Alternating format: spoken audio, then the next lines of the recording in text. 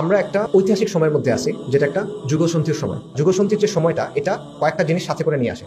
এর মধ্যে একটা জিনিস হলো আনসার্টেনটি, অনিশ্চয়তা। যেটা আগে চলে আসছে ওটা এখন আর চলবে না, আগের নিয়মগুলো এখন আর কার্যকর হবে না। তো এই জায়গায় আনসার্টেনটি চলে আসে, অনিশ্চয়তা চলে আসে। দ্বিতীয় যে বিষয়টা, সেটা হলো ইনস্টেবিলিটি, অস্থিতিশীলতা। আবারও যেহেতু একটা গভীর পরিবর্তনের মধ্যে দিয়ে আপনি যাচ্ছেন, কাজেই আগের সিস্টেমটাও কাজ করতেছে না, এখানে অবশ্যই অস্থিতিশীলতা হবে। যখন একটা প্রতিষ্ঠিত শক্তি থাকে, সামরিক শক্তি, রাজনৈতিক শক্তি যেটাই বলেন, এটার পরিবর্তে আরেকটা আসবে কিন্তু এখন আসে নাই, এই সময়টাতে পরিবর্তনের একটা প্রক্রিয়া চলে, পুনর্গঠনের একটা প্রক্রিয়া চলে, এবং এই সময়টায় অরাজকতা থাকে, এই সময়টায় অস্থিতিশীলতা থাকে। সো যুগসন্ধি সবসময় অস্থিতিশীলতার সাথে করে নিয়ে আসে। পাশাপাশি কি নিয়ে আসে? অপরচুনিটি, এটা সুযোগ নিয়ে আসে। এটাই হলো নতুন কোনো সাম্রাজ্য তৈরি করা, নতুন কোনো সভ্যতা তৈরি করা, নতুন কোনো জীবন ব্যবস্থা তৈরি করা, নতুন যে কোনো কিছু গড়ার সবচেয়ে বেস্ট সময়। এটা রিস্ক আছে, কিন্তু এটাই বেস্ট সময়।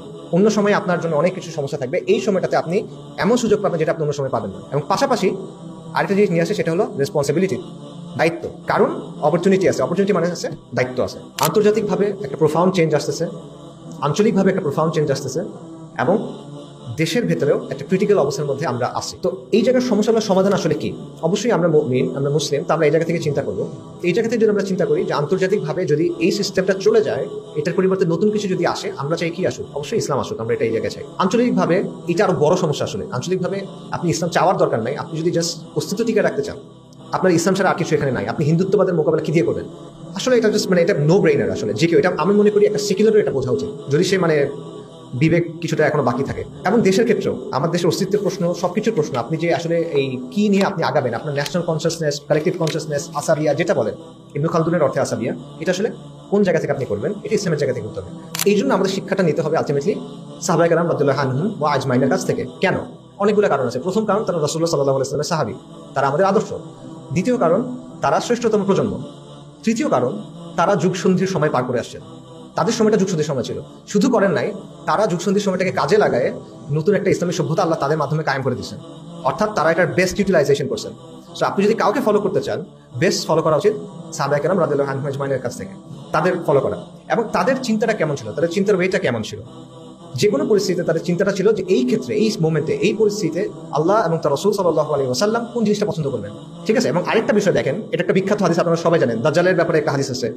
নবী সাল্লাল্লাহু আলাইহি ওয়াসাল্লাম বলতেছেন, হাদিসের বক্তব্যটা এরকম যে দাজ্জাল পৃথিবীতে 40 দিন থাকবে। প্রথম দিন হলো একটা বছরের মতো, তারপরেরটা হলো একটা মাসের মতো, তারপরটা মনে হয় একটা সপ্তাহের মতো, আর বাকিগুলো হলো তোমাদের দিনের মতো। এটা একটা সুপার ন্যাচারাল টাইপের কথা, তাই না? ব্যাপারটা আসলে কিরকম, খুবই বিচিত্র একটা বিষয়। এখানে আমরা হলে অনেক প্রশ্ন করতাম। সাহাবায়ে কেরাম কি প্রশ্ন করছেন?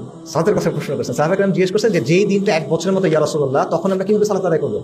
আমরা এখন যেভাবে সালাত আদায় করি এভাবে করবো নাকি অন্য কোনো ভাবে? সেখান থেকে কি বোঝা যায়? ওদের মেন্টালি, তাদের মাইন্ডসেটটা বোঝার চেষ্টা করেন। দেখেন, একটা হলো যে তাদের প্রথমত ইবাদত নিয়ে চিন্তা, যে আমার ইবাদতটা ঠিক রাখতে হবে। দ্বিতীয় হলো সালাতের গুরুত্ব, যে দাজ্জাল সেটা সে জানি না, আমার সালাতটা করতে হবে। তৃতীয় হলো আমি কি করতে পারি, এটা নিয়ে ওনার প্রশ্ন। ঠিক আছে? অনেক হিসাব মিলার প্যাচের মধ্যে জানাই আমার করণীয়টা কি, ওই জায়গায় উনি চিন্তা করছেন যে প্রথমে আমার সালাত করতে হবে, আমরা ইবাদতটা ঠিক রাখতে হবে, এই জায়গায় আমরা চিন্তা করছেন।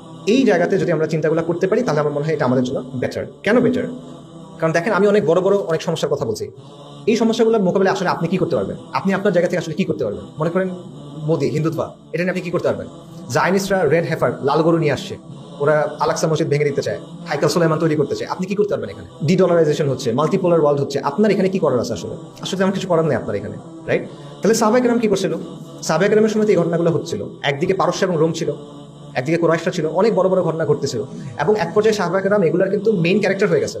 তারা পারস্যকে হারাইছেন, তারা রোমকে হারাইছেন, তারা বাইতুল মাকদিসকে মুক্ত করছেন, তারা হিন্দ ফাতা করছেন, তারা অর্ধেক পৃথিবী জয় করে নিছেন, তারা দ্বীন ইসলামকে কায়েম করছেন, তারা এলাই কালেমাতুল্লাহ করছেন, কালেমাকে সবচেয়ে বেশি উঁচু করছেন। কিভাবে করছেন? শুরু করছেন কিভাবে? সাহাবায়ে কেরাম শুরু করছেন তাওহীদের দাওয়া দিয়ে, এবং পূর্ণাঙ্গ দিন হিসেবে ইসলামের দাওয়াটা দিয়ে, এবং ছোটভাবে, একদম ছোট স্কেলে। সাহাবায়ে কেরাম তো অনেক বিশাল গ্র্যান্ড স্ট্র্যাটেজি নিয়ে কাজ করছেন এমন না। মক্কাতে তারা দাওয়া পাইছেন, আশেপাশে সমাজের মধ্যে পাড়া মহল্লায় গিয়ে মানুষকে দাওয়াত করছেন। এই জায়গা থেকে শুরু হয়েছে, না অন্য কোনো কিছু ছিল? কোনো সিক্রেট প্ল্যান ছিল কিনা এখানে? গ্র্যান্ড স্ট্র্যাটেজি ছিল কিনা এখানে? না, এটি স্ট্র্যাটেজি, এটা আল্লাহ আযজা ওয়া জাল্লার স্ট্র্যাটেজি।